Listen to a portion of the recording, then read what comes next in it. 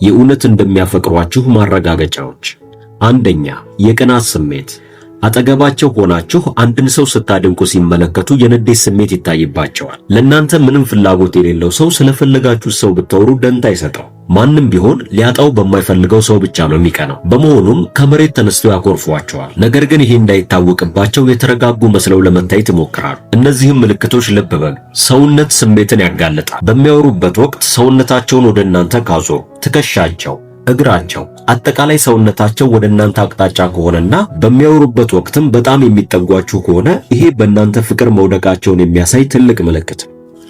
ሁለተኛ፣ አካላዊ ቋንቋ።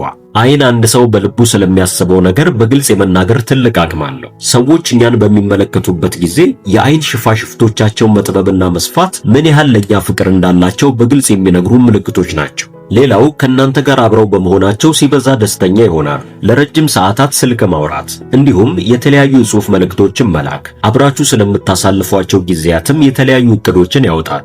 በአጠቃላይ አንድ ሰው አብሮነታችን የማይሰለቸው ከሆነ በእኛ ፍቅር ስለመውደቁ ትልቅ ማሳያ ነው። ሶስተኛ፣ ይጨነቃል።